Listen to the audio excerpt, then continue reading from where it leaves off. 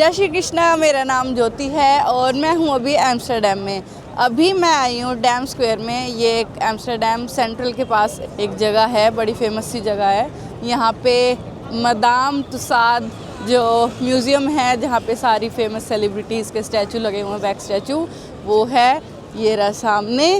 बड़े बड़े ब्रांड के शोरूम भी हैं यहाँ पे, खाने पीने की जगह है। अभी हम ऐसे ही घूमने के लिए निकल गए हैं एम्स्टर्डम की गलियों में। तो सबसे पहले हम यहाँ पे आए हैं। जो मेरे पीछे आप बिल्डिंग देख रहे हैं वो है रॉयल पैलेस ऑफ एम्स्टर्डम। तो उसके अंदर नहीं जा रहे हैं हम, बाहर से ही अच्छा दिख रहा है। और ये रॉयल पैलेस का एक इंटरेस्टिंग फैक्ट ये है कि आज भी ये ऑफिशियली किंग और क्वींस के लिए खुला रहता है, लेकिन नॉर्मल पब्लिक भी इसको देखने के लिए आ सकती है। ये डैम स्क्वायर एरिया में काफ़ी हलचल होती रहती है। यहाँ पे कुछ कॉन्सर्ट या फिर इवेंट चलता रहता है। जैसे अभी तो हमारे सामने ये कुछ ऐसे कलाकारी करके दिखा रहा है, बट अभी ऐसा कुछ स्पेसिफिक हो नहीं रहा है। उसके भी टाइमिंग्स अलग अलग रहते हैं अलग अलग दिन पे, लेकिन वैसे यहाँ पे काफ़ी ज़्यादा ऐसे अच्छा माहौल रहता है। आप ऐसे ही घूम सकते हो, तो इसलिए हम आ गए हैं यहाँ पे नॉर्मली घूमने के लिए। और फिर चलते चलते आगे देखते हैं कि हमें क्या क्या कुछ दिखता है।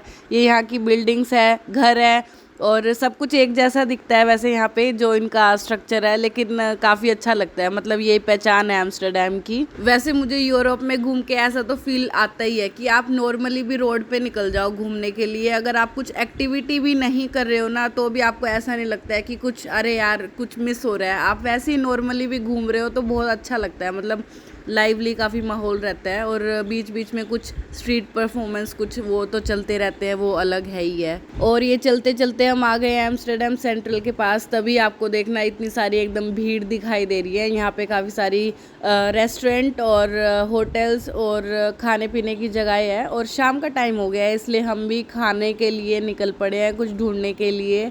वैसे मैं आपको बता दूं एम्स्टर्डम बहुत ही ज़्यादा महंगा है रहने के मामले में और खाने के मामले में भी। तो अभी तक हम जो खा रहे थे ना, वो हम अपना ही रेडी टू ईट लेके आए हुए थे। लेकिन आज हमारा लास्ट डे है और हमारा खाना ख़त्म हो चुका है, तो इसलिए हम बाहर का खा रहे हैं। अभी रात के 8 बज रहे हैं और आज सैटरडे है, तो पूरा एकदम खसाखस भरा हुआ है मार्केट एरिया। और हमें कुछ खाने के लिए ढूंढना है जो कि वेजिटेरियन हो और अफोर्डेबल भी हो। और जो इंडियन रेस्टोरेंट है यहाँ पे, उनके प्राइस तो बहुत ही हाई हैं। मतलब हमने दाल देखी थी 1700 रुपये की, तो दाल ही थी 300 साढ़े 300 की एक रोटी। तो एक दुकान दिखी है हमें जहाँ पे ना पिज़्ज़ा के स्लाइसेस मिलते हैं, तो वो 450 में एक स्लाइस है। तो हम अलग अलग 2 पिज़्ज़ा के स्लाइस ले लेंगे। उसके बाद भूख रही तो फिर और कुछ खा लेंगे डिफरेंट। तो ये है वो शॉप, न्यूयॉर्क पिज़्ज़ा। एम्स्टर्डम में आके न्यूयॉर्क का पिज़्ज़ा भी मिल रहा है, देख लो हमें। इनके पास सारे पिज़्ज़ा का कोई भी स्लाइस 4.5 यूरो में है और वेजिटेरियन में 4 है इनके पास।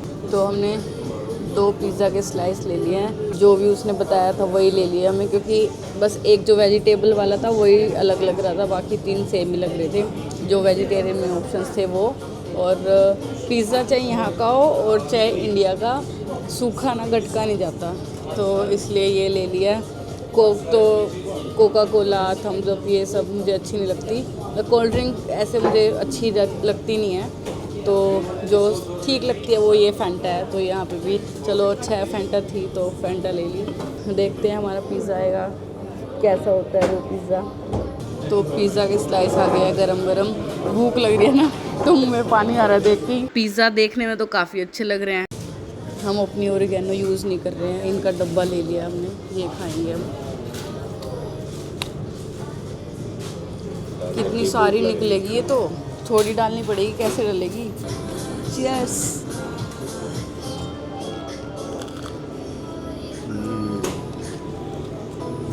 वैसे भी गरम गरम है और भूख भी लग रही है, तो अच्छा लगना ही था। लेकिन मतलब जेन्युइनली अच्छा है। ये 5-7 मिनट में पिज़्ज़ा ख़त्म भी हो गया। अभी भूख तो मिटी नहीं है। एक एक वो खा के स्लाइस थी तो वो बड़ी, लेकिन तभी भी हमें भूख अच्छे से लग रही है। तो हम कुछ और देख लेंगे अब खाने के लिए। रात के 9 बज गए हैं। मैंने ऐसे ही बोला था शाम के 8 बज गए और रात के 9 बज गए हैं, और अभी भी अंधेरा हुआ नहीं है यहाँ पे।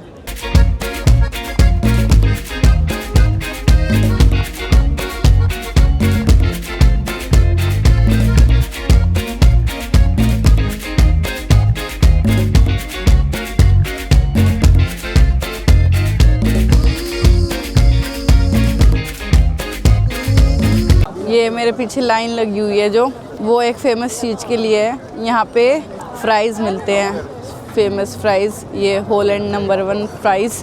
तो अभी ये लाइन में हम भी लगने वाले हैं, मतलब मेरे हस्बैंड लग चुके हैं। लाइन यहाँ से स्टार्ट हो रही है, ये है।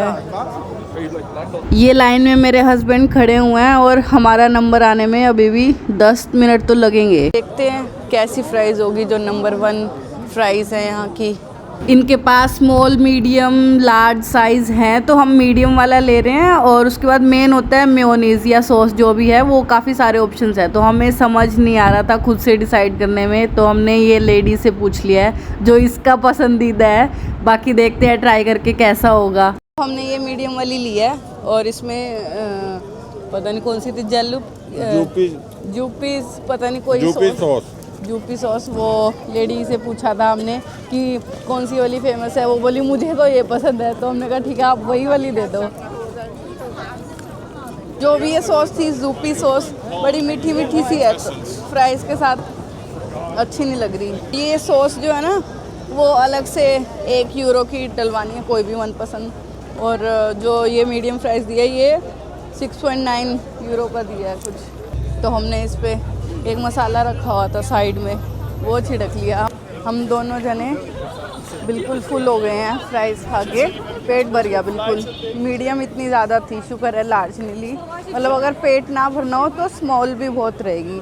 टेस्ट वाइज में भी सॉस का थोड़ा सा वो मुझे उतनी अच्छी नहीं लगी, लेकिन मेरे हस्बैंड को तो बहुत ही अच्छी लगी। जो प्राइस वाइज था और जो क्वांटिटी थी उसके हिसाब से वो सही था बिल्कुल। 1-2 दुकानों पे और देखी थी फ्राइज़, वहाँ पे महंगी थी। इसके बाद हम वापस से अपने होटल पे जाएंगे। ठंड भी बढ़ गई है और हमें कल सुबह निकलना है। हमारी कल की फ़्लाइट है सुबह 7 बजे की, प्राग की। और हम सुबह कितने बजे निकलेंगे? 3:30 बजे। इसलिए क्यों निकलेंगे इतनी जल्दी? क्योंकि जो हमारा कार्ड है सेंट्रल रीजनल, जो हमने ट्रांसपोर्टेशन वाला कार्ड लिया था, वो कल सुबह 4 बजे तक वैलिड है। तो हमें मैक्सिमम 3:45 बजे की तो यहाँ से ट्रेन पकड़नी पड़ेगी एयरपोर्ट तक की। इसलिए हम 3:30 बजे लगभग निकलेंगे।